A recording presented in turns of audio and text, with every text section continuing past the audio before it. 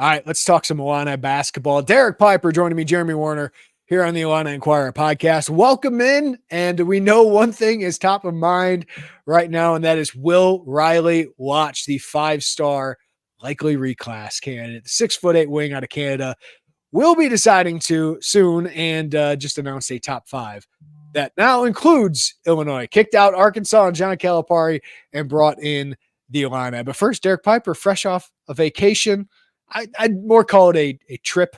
When you have two youngins as young as yours, I don't know how much vacation Papa Piper was getting, but hey, good to have you back, man.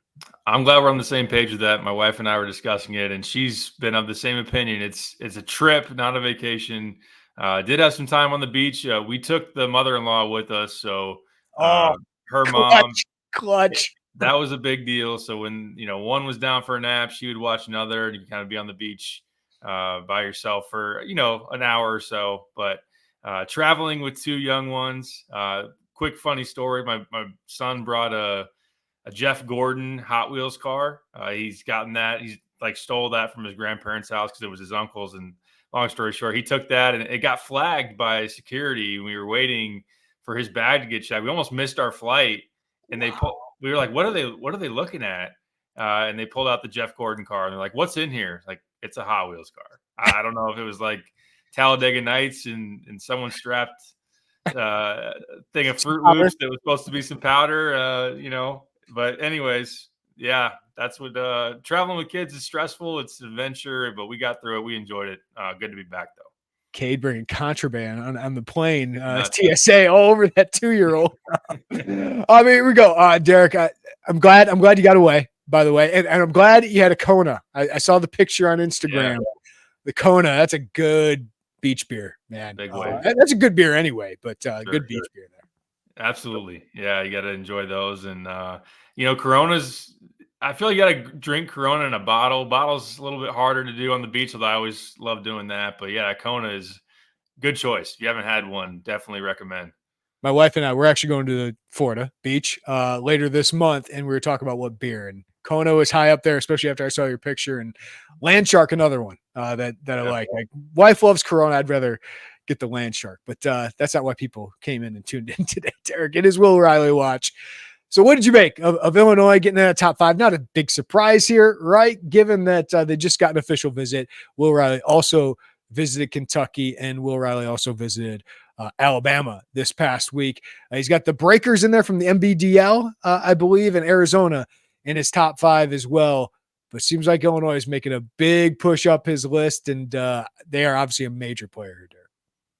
They really are, yeah. Being in that top 5, which got released on Monday, it was really more of a formality, I think. I mean, they've been entrenched here for recent weeks, and it was something, as we talked about on previous podcasts, that they were certainly pursuing him. They were watching him closely at the live periods, and Orlando Antigua, ever since coming over from Kentucky, where he was the primary recruiter for him, and they were in that final 5, then going over to Illinois, was working this and trying to get Illinois in the door. So we knew the efforts were there. We knew that there was some back and forth and mutual interest. But as far as a visit happening and being able to get him on campus and be at the forefront of that visit slate, I'm not saying that maybe should read too much into they were visiting Champaign before Kentucky or before Alabama. Sometimes the order of it doesn't matter. But to get him on campus pretty early in that June cycle showed that they had some real traction, that they were a real player.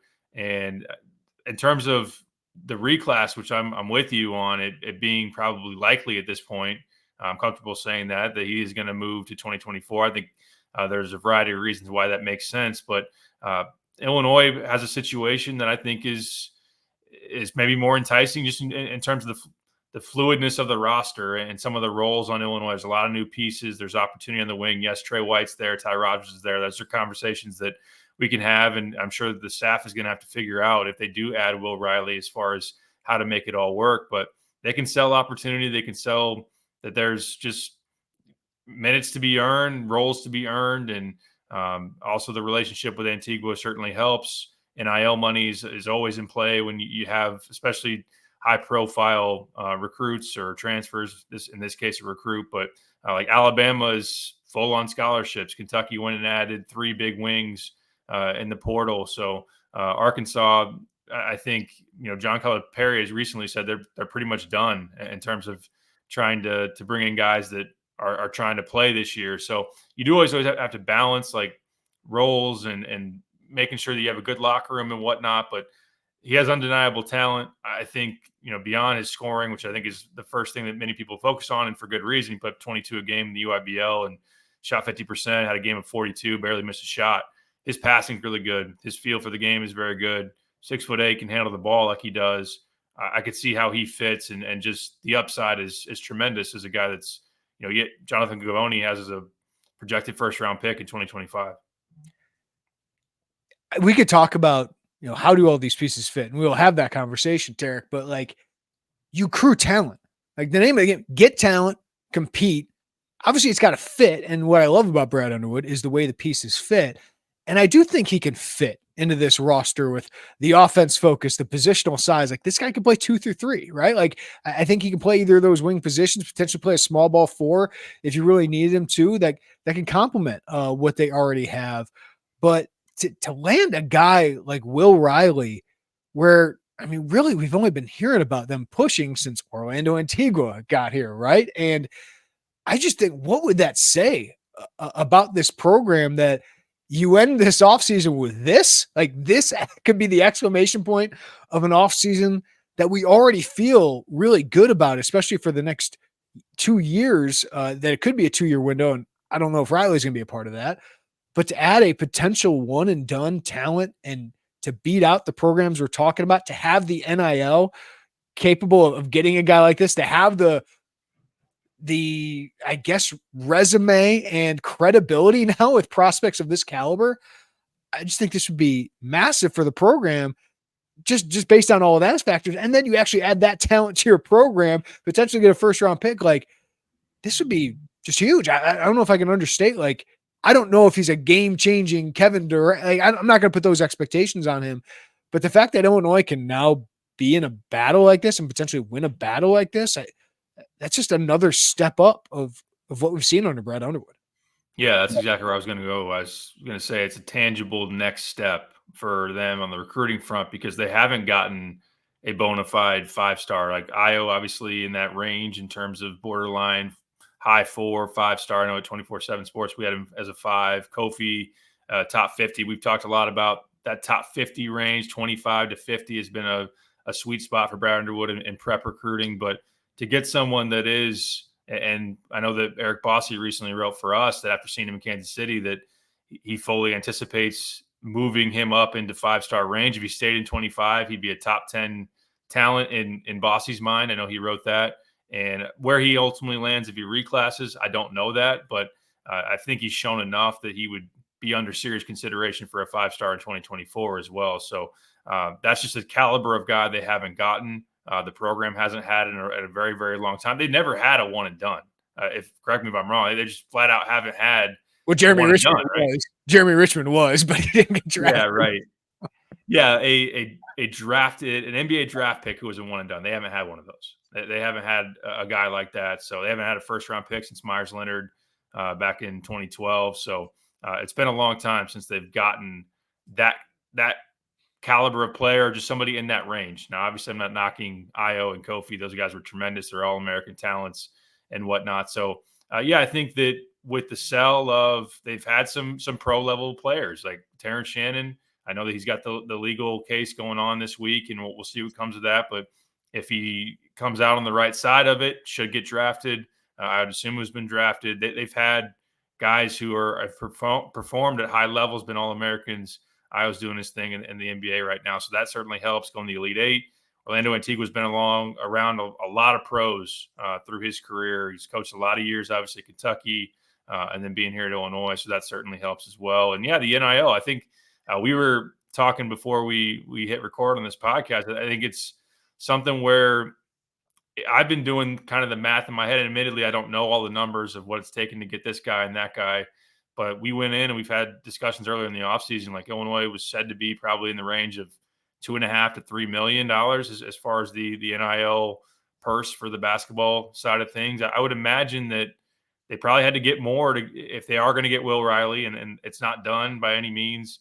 But to be firmly in the mix and what it would take to get him, I would imagine that you might have to tap in a little bit more or expand that range. So to be able to flex some muscles there, because we know programs, some are strapped, some aren't able to really dig in and be able to compete at the top of the market. So I think that says something about it. And Kasparas Yakachonis, I think, is somebody that you throw into that mix of just finishing with a bang in terms of this roster assembly, because he was someone that is highly thought of, was hotly pursued there as a European prospect, and to go from Igor Demon kind of going sideways in terms of Illinois, and then to finish, if they do finish with Yakachonis and then Riley, that would be a major statement for what they're able to do on the recruiting trail.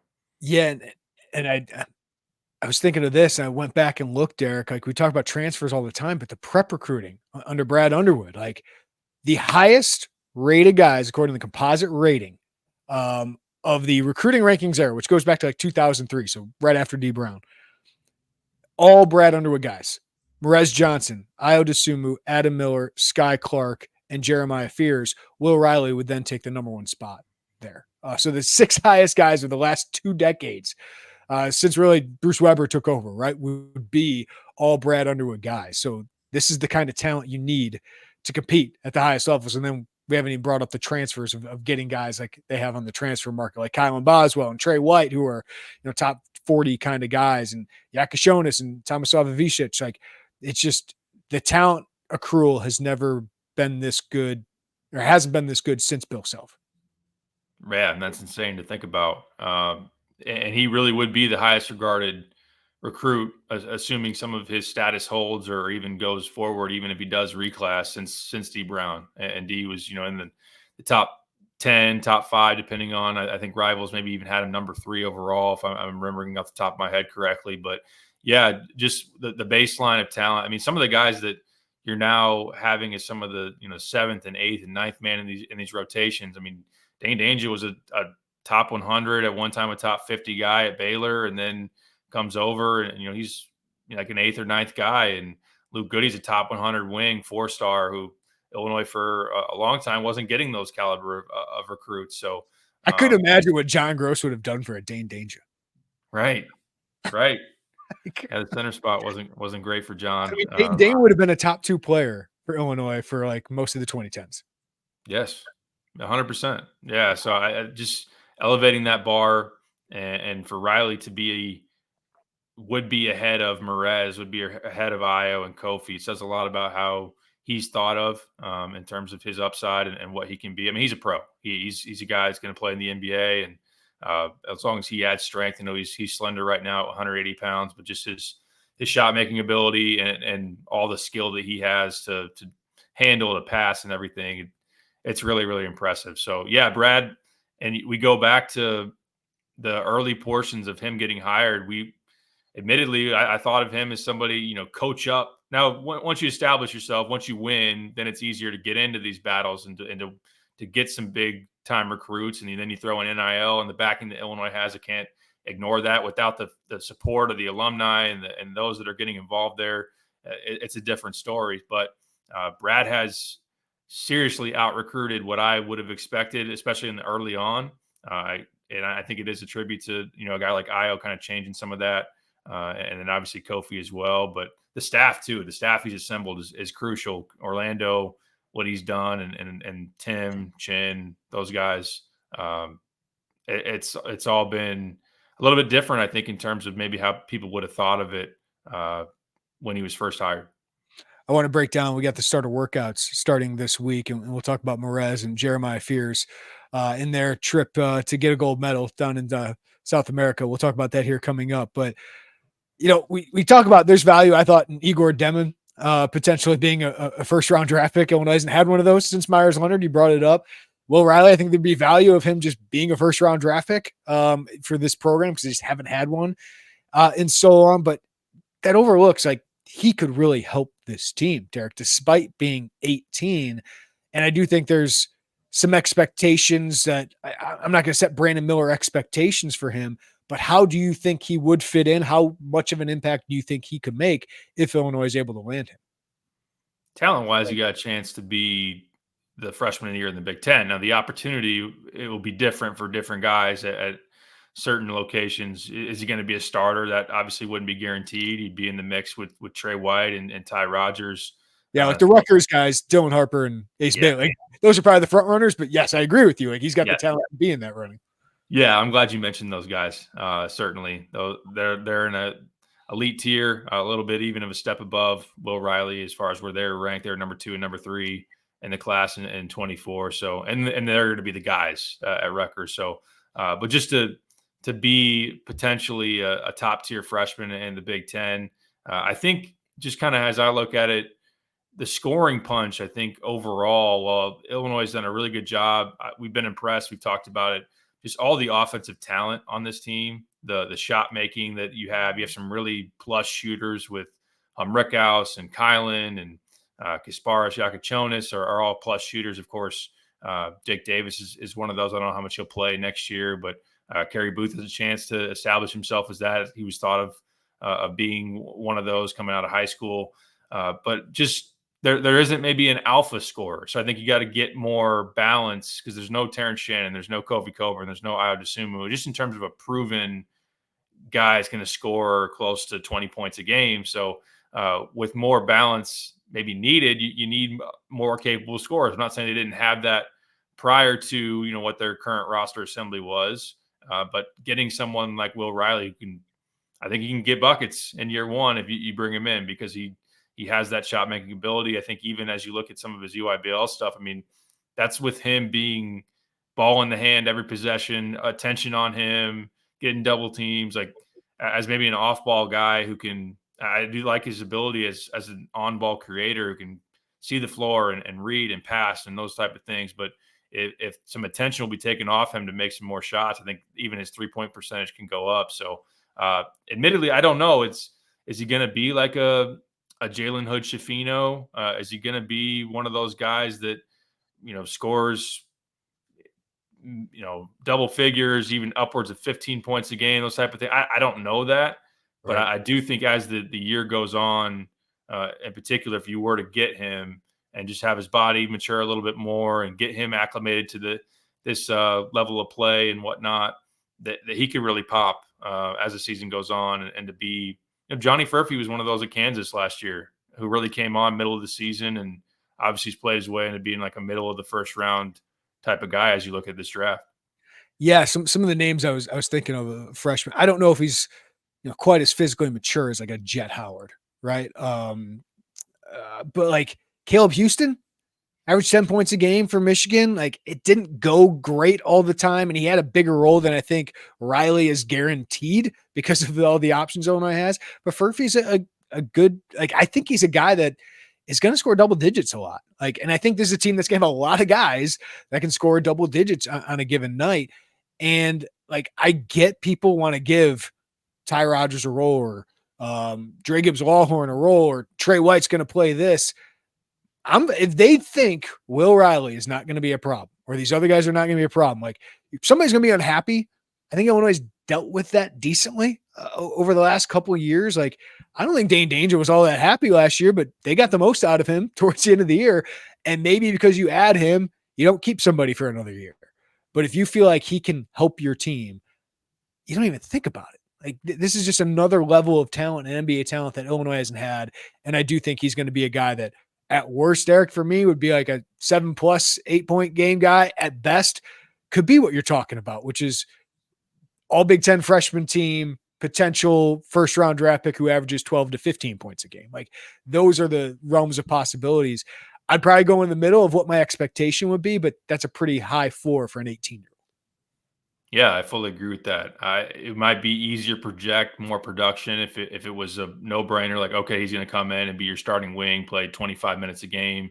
And we'll see ultimately just the transition of that whole thing. But yeah, I'm of the opinion like you that you just bring this talent together, you let it play out in the summer and the fall and see what rotations work and how the competition pushes each other. I think that really something they loved about last year. I know they didn't, some due to injuries, didn't, and obviously Terrence with some of his absence, that they didn't have the ultimate depth. I think that overall they kind of expected last year. Now it played out going to the tournament, how Dane was playing. You had Luke making shots too. So that there was some of that dynamic, guys pushing each other for minutes and roles. And there was some dynamic of changes just based on what was working. So I think you can do that. As I projected right now, I would say Kylan Boswell and Kasparas Jakachonis probably your starting backcourt. That's not to say that, hey, if Will Riley's more ready to play than Kasparas is, or just for whatever, he could slide to the 2. You play a bigger lineup. You insert Ty in there as a ball handling option. I know that we would love to see him more kind of as that Swiss Army knife wing, but even at the 4, you got some flexibility. Whether it's some Rickhouse, you play bigger, you can play smaller, and I think that in terms of we don't always know. It's easy to say now in June before you've gotten in the trenches of grinding it out and battling in practice and then going through games where you get maybe a DNP or you don't play as much as you'd want. And Dane was definitely a guy that, while we saw late in the year, he clicked, and all that we heard from the program was like, hey, he's worked really hard, he's kept his head down. I do think he was definitely down on himself or just frustrated, but you want to get guys. There are guys that will be frustrated, and then there's guys that will try to tear your locker room apart. And my pitch to them would be like, hey, when you get to the NBA or you get to the pros, you're going to be the 8th guy. You're going to be the 7th guy at some point. Like, you got to learn how to deal with that now and how to get better throughout that and not cause an issue, because if you do, your value sinks, right? Yeah. That money you want to make, it sinks. So feels like Brad Underwood had that buy-in from someone. I'm sure Luke wasn't happy at some points last year with his playing time, but he did well in his role. And look, he gets to Indiana, probably got a good NIL payday, right? So it can work out for him, even if it didn't work out in that singular year, but he made a big impact on a winning team. Yeah. And they won. They went to the Elite 8. They were able, they won the Big Ten tournament. So that's all things that players want to do. They want to go deep in the tourney. They want to be able to cut down nets and those type of things. So you do have to have that buy-in. I do think that Illinois spends a lot of time. I'm sure a lot of teams do, but some obviously do it better than others, of evaluating personalities and guys that will be okay with competition and not having a ton guaranteed, but just to see, what are these guys made of when they face adversity? Are they going to try to flee from it? Are they going to be confrontational? Are they going to, create friction amongst their teammates, with the coaching staff?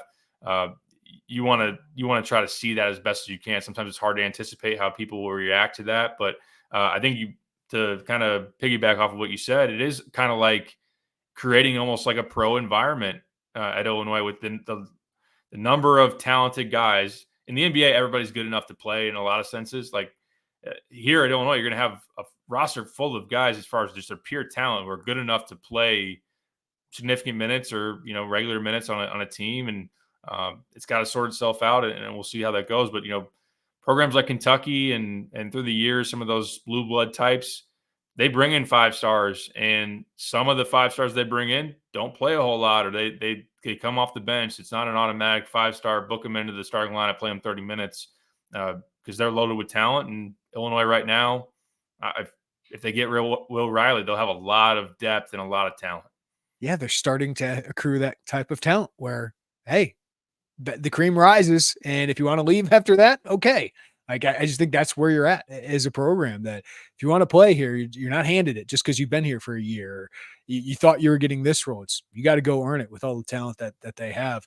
That's if they can get Will Riley. So I would expect, Eric, within the next week, we should hear from Will Riley. And everything I've heard is they're a major player in this one. Yep, I'm on the same page with you. It feels like within the week I know that he came out the top 5, and there wasn't a whole lot to glean from that. I'm not gonna, make fun of him for that, because there's guys that it kind of gets obvious of where some of the players are. Like, here's my top 10 and those type of things. Like, oh boy, here we go. But top 5, we know who the final suitors are. It does feel like this thing is moving fairly quickly. And like we said earlier, anticipating a move to 2024. I think Illinois has a good situation. I think they've done a really good job of recruiting him hard, selling him on opportunity, and the relationship with Orlando Antigua as well. So I like where they sit. I think, especially obviously if he reclasses. If he doesn't, then I would imagine the timeline stretches out, and he's got more time to think on it, and that brings more people into the fold. But assuming he will reclass, I think that Illinois is well positioned right now. All right, Derek, let's talk about the rest of the roster that is starting to arrive in Champaign. Obviously, Morez Johnson coming from South America here was just in Argentina for the AmeriCup. But what were you most intrigued by? We're not going to see much of this. We're only going to hear probably a little bit from Brad Underwood and some of the players as we get to catch up with them a little bit, hopefully, throughout the summer. But if we did have an eye in Ubben, what would be your most intriguing kind of storyline here? It's a good question. There are a number of different ways to go here. I think that kind of maybe big picture is just the chemistry and the leadership, how that develops over the offseason, who are the leaders on this team, who really takes the reins of being kind of an alpha, someone that, has a meaningful voice on the court and the locker room and those type of things. I think Kylan has that ability to step in here and being an experienced player at the high major level, coming to his hometown, being now a veteran. Obviously, Ty Rodgers, someone that's being now in his third year at Illinois. And I just think we've talked about, he just has that makeup, I feel like, with his personality, his competitiveness.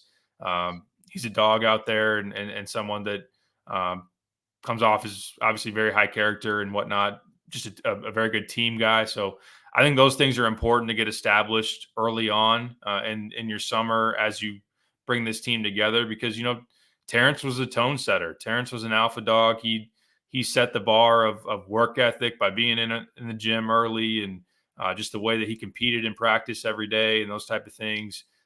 Obviously, prior years you had that with Io and whatnot. Trent did a good job. So with so many new pieces and not having a lot that you're bringing back in terms of kind of carryover, I think that's important just for the overall vibe of the team. Of course, there are intriguing position battles, just the way the wing is going to sort out.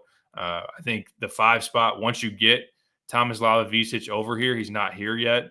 They're still sorting through that process of bringing him, through international admissions and everything. So as soon as him and Morez get on the court together, I'd be fascinated to see how that battle works itself out. But I think kind of on the forefront is just getting these guys together, seeing how they click, seeing how they bond, and hoping, because they had Brad said that was the most tight knit locker room and that he's had in his career last year. So seeing if you can kind of replicate that, even though you don't have some of the crossover, the continuity from the previous year. I think that's probably the biggest thing I'd want to evaluate and look at. Yeah, you mentioned it, like the alphas.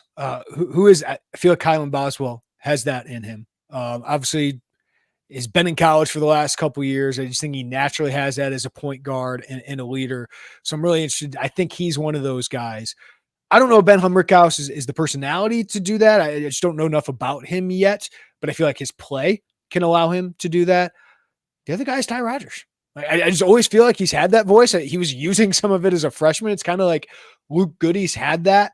Now, is he the top level player enough to do that? I think that's his next step, is to be that level of player, especially offensively, lock in a little bit more defensively. Hopefully he gets a little bit better matchups, not playing point guards this year. I think he's better guarding wings, but I feel like Boswell, Rodgers can be those vocal kind of team leaders. And then you want Humrickhouse to kind of step up as just that player, that guy we can rely on for about 15 points a game, something like that.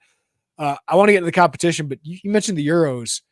Just getting them here, it's always an interesting process, right? Like getting the international guys over here, getting them enrolled, getting them into practice, and just that acclimation process. So, of course, because Avicic is such an important role on this team, is that stretch 5, that guy who's kind of connector offensively and defensively in the middle of it all. And then Yakashonis, just the talent level. You just love to get that in here as quickly as possible. But the competition, Derek, on that wing. I think we can, if Avicic, Humrickhouse, Boswell, I think are as safe of a bets as you can as starters on this team. But what happens with Rodgers, Trey White, potentially Riley, does Dre Gibbs-Lawhorn get in the mix? I feel like he's definitely the bench guy because you don't want to be too small in that backcourt. But that competition on the wing can carry Booth push for a spot at the 4.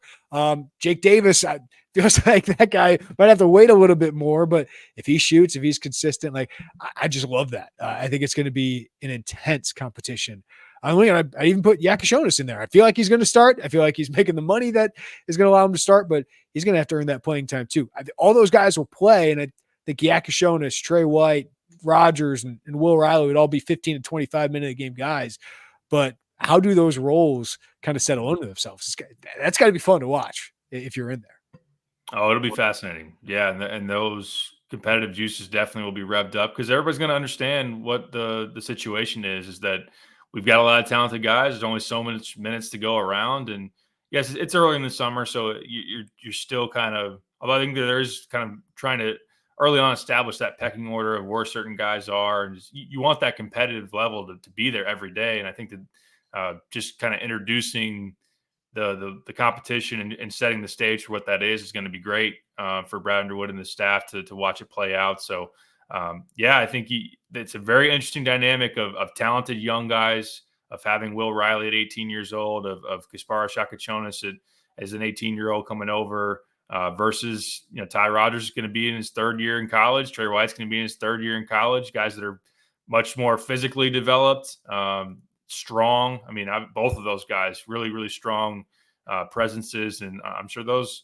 dudes are going to be excited to mix it up and probably try to assert themselves. And if Will Riley's part of that mix, bump him around a little bit at 180 and see how that goes. But obviously, you just got different skill sets too. I think that's something that Brad can really evaluate is just what do we need to complement other guys. I think as far as creating the floor spacing that you want for Kylan Boswell to operate off the, dribble drive and whatnot. Maybe we want shooters like we want Riley out there. Obviously, Rickhouse. Maybe you need a junkyard dog. You need a guy that's you got shot makers, you got scoring. You need someone's going to do those other things like a Ty Rodgers to go in there and mix it up on the glass and those type of things. So just the different combinations that you can do, the different styles that you can play, I think is all very intriguing.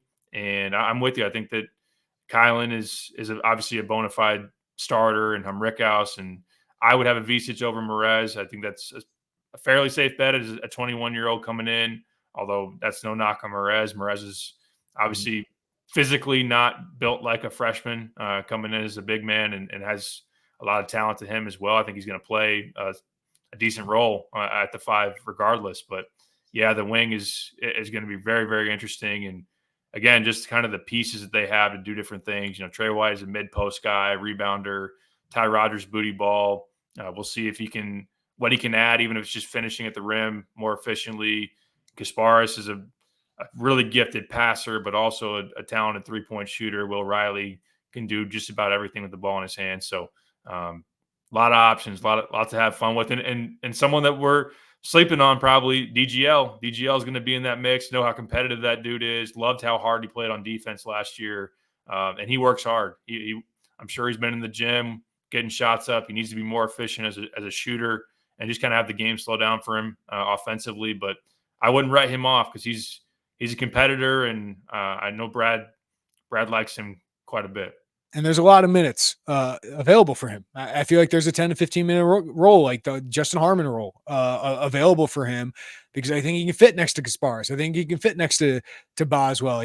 Ty Rodgers could handle some point and allow DGL to kind of be off the ball. Like, as you said, it's going to be fun. I think Brad Underwood's going to have a lot of fun with this. I think he's going to have a lot of fun this summer with the possibilities. And I think he's earned trust, especially with offensively. I will be interested, Derek, to see defensively what this team is actually capable of. And I do feel like that's where the returners, DGL and Ty Rodgers, can really provide a lot of value, not to mention Morez. I think can provide a lot of value doing that. And it's watching this AmeriCup, just the little that I did, it's, we've seen Morez, we know what he is, but he knows what he is. He is just so tenacious, so physical, just all effort in that body at 6'8", 235, maybe 6'9". It's just, he knows what he is, and he's an elite rebounder. I mean, he averaged 26 rebounds per 40 minutes during the AmeriCup. I know the competition was not very good out there, but averaging 9 rebounds in 11 minutes or whatever, it's just insane. So, and then he's able to score a little bit. He gets the free throw line a little bit just because of how tenacious he is on the board. So to have guys like him, Ty Rodgers and DGL who bring that tenacity, I think on that end of the court, I think those guys can find a role. And I think Morez is going to play a role. Some people have asked me, like, how big a role can he actually play? I think there's a significant role for Morez Johnson, whether that's 15 minutes off the bench or what. Definitely. Yeah, I mean, he's a rebounding animal. I remember talking to Ty Streets in his last go at the Peach Jam, and he said he's the best rebounding big that he's seen. And he was, having Anthony Davis in his program at one point with Mean Streets. So just his overall tenacity, you said it, the motor, just the grit and hunger that he brings to the court as a rim runner, a guy that will run the floor in transition. I'm really excited to see him. With the way Kylan and Kasparas can push it, if you get Will Riley, another guy that can really take a rebound or get in a quick outlet pass and go up the floor. And Morez is that streaker down the court who can beat his man and finish athletically at the rim. I like his ability in pick and rolls. If you do have to send two at the ball, I mean, you can find him in there as a lob threat, as a catch and dunk guy. And it's important defensively because I like his ranginess. I like his strength. He's got an ability with his athleticism to challenge around the basket. We'll see with the Vicic. Like you do get legit 7-foot size. So I think you get more rim protection than you had, obviously, with Coleman Hawkins. And we'll see just how he plays drop and some of his feel and reads there just to wall up. But Morez definitely, I think, more geared towards being an impactful piece defensively. I think Ivicic's offensive game plays a little bit easier in terms of transition defensively. We'll see what happens. I'm not saying he's going to be a bad defender. I just like his offensive skill set a little bit more than his what I've seen from him defensively. But I think Morez, he just continued to impress and show that he's one of the best bigs in the country in that class. And I'm glad he got the nod for the Team USA. And it's always a great runway to then come into college and be able to play in that, get a gold medal, come in with a lot of confidence, and he should have that.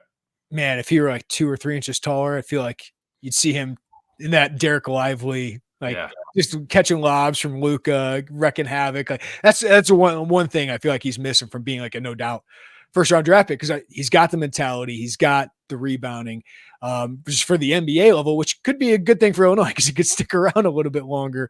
But I feel like he would be kind of a one and done rim running big if he were 7 foot, as opposed to, I think he was 6'8" without shoes. So, but man, like you think of him and Kerry Boot together, like they just complement each other extremely well, because Kerry's just this long, athletic kind of gazelle that can shoot threes and stretch the floor. And Morez is just the perfect complement. It's just a kind of bull in a china shop. For sure. No, that's a great point. As far as a few more inches, the Lively comp is great. I think that we'll see if some of the mid-range development comes along a little bit more from Morez. He's shown some of that, obviously, his senior year in high school, and just being able to have different moves around the basket, finish with either hand, be able to spin off, be able to face up. Those are things that he showed. But like you said earlier, like he does know who he is. He's not going to try to do too much. In most cases, knows that he's probably not the primary option. He's not a guy that's you're going to throw the ball into 10, 15 times a game on the block type of thing. He knows where he's got to get his points a lot of times on that roll, those rim rolls and on offensive rebounds. But definitely, I know that as the staff evaluated it, as much as they really liked Amani Hansberry, there were questions about ultimately, Amani and Morez, their fit together. And not saying it couldn't have worked, because both guys I'd personally very high on, but Kerry Booth is that legit stretch four. You get some more ranginess, athleticism than what you had with Amani. And he's supposed to be, I know he shot sub 30% from three at Notre Dame last year as a young freshman, but should be a plus shooter. That was, again, who he was coming up and what they expect him to be going forward. As for Jeremiah Fears, one of the youngest players in this tournament, you could tell kid knows how to get buckets, knows how to get to the rim, picked off a lot of passes. Again, not the greatest competition. There's no doubt, like, he is a great prospect, and I think he's going to make an immediate impact at Illinois. The one question for him right now, and I don't think it was a question for him he hasn't been on a good shooting streak here. He was 3 for 20 over there. He didn't have a great, we shoot 25% from three in EYBL. I think he's going to correct that. I think he'll get better as he plays, in college with really talented playmakers around him. But I think it's impressive for him as a 17-year-old to want to get picked for that team, Derek. And then, he averaged about 7 points off the bench, didn't play a big role, played a lot of garbage time there, but what a great experience for Jeremiah at his age. To get picked on that team is a big deal.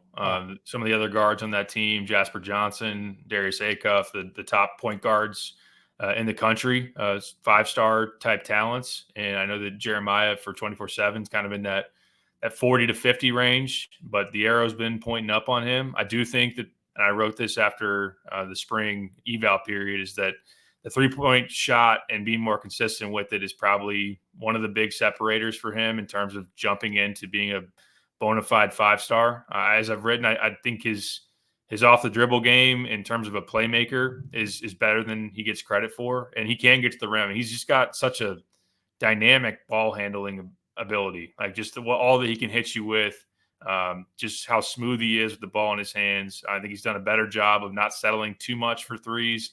He can get into the lane and make some plays. At least that's what I saw in Indianapolis, drawing some fouls, those type of things. So I really like him as a prospect. I think that high ceiling offensively, but he has been on. It's been a little bit of a prolonged struggle from three. He didn't shoot the three great at Compass Prep. He didn't shoot the three particularly well in the UIBL last year, although he was playing up on 17U as a 16-year-old. This year in the spring, didn't shoot it well. Like you said, sub 30%, around 25%. So he's a talented shot maker. Like, he has deep range. He's shown stretches of being a very good shooter, but the consistency's not been there. And that was, it's kind of odd that was really who he was as a prospect first emerging on the scene, was just a really talented shooter. He was undersized. Would he grow past 6 foot? Could he do other things and just being kind of this combo guard, this scoring guard that can really shoot it from the outside? Yeah, it was kind of Charlie Moore like early on, yeah, but he's, I mean, his size showed. Like, when I first saw him as a freshman, Derek, I was like, he's like 5'9", but there's just this Steph Curry kind of element to his game that I was really drawn to. It's like, oh, that kid could be really good, but does he get big enough? He's big enough now. Like, he's 6'2" without shoes. Like, on the court, he looks like a legit 6'3". So yeah, like, his size, I had questions about that. I don't have questions about that. He's got good length to him as well. Yeah, you just got to get that consistency, because we know he can make them. We know he's got good form, but he's got to make them.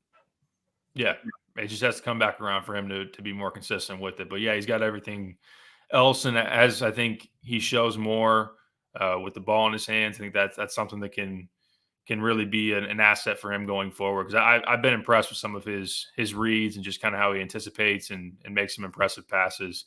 And not say he's going to be the no doubt, ball in the hand every possession guy at Illinois, because Kylan might still be there, Kaspar Shakachonis might still be there, but a combo guard, capable, playmaker, secondary or primary, and then his scoring has always been a huge thing for him. And if the consistency comes back, he'll be in that 5-star range, I think, ultimately, as he finishes out. As a sophomore, he's going to be a dude. Yeah, he's going to be a dude as a sophomore. Freshman year, like, being with Boswell and Yakashonis, I think it'd be perfect for him. DGL, like, where's that all figure out? I don't know, but like, as a sophomore, I see him playing a monster role and being a star on this Illini team. All right, Derek, any last thoughts? I mean, it's been a heck of an offseason for Brad Underwood, and if you could end it with a 5-star exclamation point, I mean, that'd be amazing. Just any final thoughts on just his approach this offseason? Because I know it's kind of been up and down of who they're going to get. Is it going to be AJ Storr? Is it going to be Dante Maddox? But at the end of it, it is a big, skilled roster that could get bigger and more skilled in the next week ahead. It's really exciting. I think Illini fans should be super excited about the talent that they have, just to look forward to the progression, as we've talked about before, of some of these young guys and seeing it come together for them. And just as a team, guys that haven't played together, get some fresh faces to identify with. And Kylan's return home is something to be very excited about. I've heard early indications. I know that officially team workouts starting this week, but he's been here for a while and worked out, and they're very impressed with his his work ethic, the early transformation of his body just in about a month. So they're really bullish on what he's going to do this year. So I think on the whole, it's been interesting because last year and how it's kind of been framed is like, all right, it's an all-in every year type of thing. And I'm not saying that they're not this year. They built a roster that they're trying to win this season. But again, kind of thinking maybe a little bit with that 2-year window and the way they've done it, it's a little different.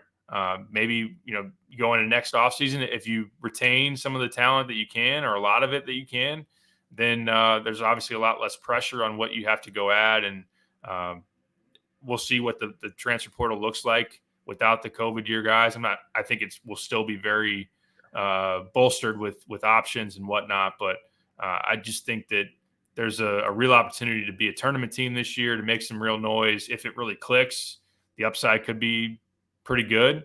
And then 2 years, they could be a monster in the Big Ten and a real national contender. So I love what they've done on the whole.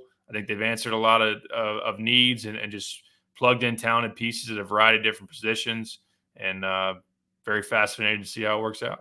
And Derek, I don't think you're wrong about like that Brad Underwood might have had 9. I can't wait to talk to him about it, about being a monster in 2 years. Like, they want to win this year, and I think they can contend in the Big Ten with what they've accrued. But there's going to be some growing pains, I think, and you hope you're just playing your best basketball at the end of the year, and you get the most out of the talent you've accrued. This team can make a long run. But he wants to win a national championship. Like, that's his goal now, is to win a national championship. And if you can develop that talent and retain that talent into 24, 25 or 25, 26, you're looking at a roster that could be a national championship type roster. Of course, there's a long way to go to get there and a lot to happen, but I think that's what they have an eye on, is 2-year contention window with potentially that second year being a monster of a team. Yeah, you bring Fears into that mix to add to the backcourt depth, talent. Kasparas Jakučionis, if you get him for 2 years, I know that he's been set as a potential. Jonathan Gavoni wrote it when he committed that he's a potential first-round pick in 25, but maybe a second year in college would do him well. And Kylan coming back for another year. I think that, Kerry Booth, give him a chance to develop and add strength. Morez is a sophomore.